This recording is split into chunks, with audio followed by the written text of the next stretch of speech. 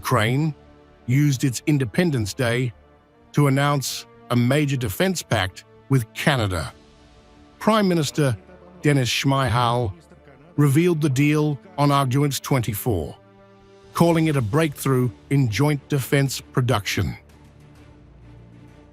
The agreement was signed in Kyiv by Shmyhal and Canadian Defense Minister David McGuinty, with President Volodymyr Zelensky and Prime Minister Carney present. Carney's visit, his first since becoming Prime Minister, was deliberately timed. He pledged a fresh Canadian military aid package worth more than $700 million, signaling Ottawa's long-term stake in Ukraine's war effort. We're investing today $2 billion in new military assistance for Ukraine. $800 million of this will help strengthen Ukraine's arsenal for the most urgently needed defense equipment, drones, ammunition, armored vehicles. And we had a discussion today about specifying and targeting that assistance where it will have the greatest impact, and we will do so. As the President mentioned, we're proud to be the first non-European nation to participate in NATO's Pearl program, the package of the most urgently needed military assistance that will be delivered here next month.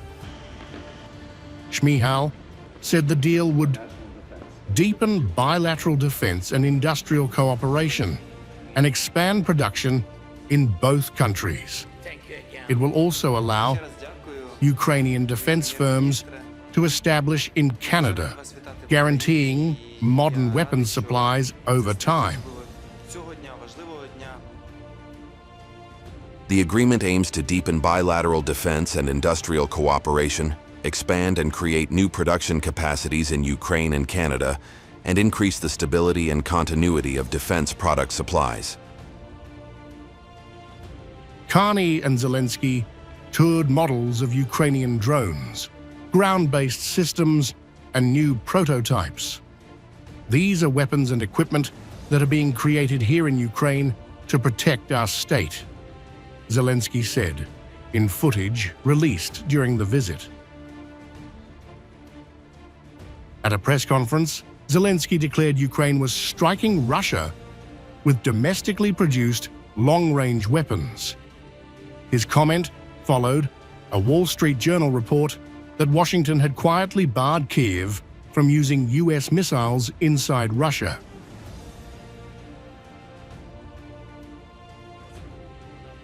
We are counting on the presence of Canadian forces in Ukraine. This is important to us. Today, we discussed our defense and cooperation. NATO countries are now joining a new program called Pearl, the Prioritized Ukraine Requirement List. It is a collective tool that allows for increased assistance to Ukraine through arms purchases, specifically from the United States. And there are already $1.5 billion in commitments to the program. European countries have taken their steps. I am grateful for Canada's willingness to join the program. Ukraine has pushed to scale up production since 2022. At the NATO summit in July, Zelensky said Ukraine could produce 8 million drones annually with sufficient funding. Days before the deal, he announced mass production of the Flamingo cruise missile starting this winter.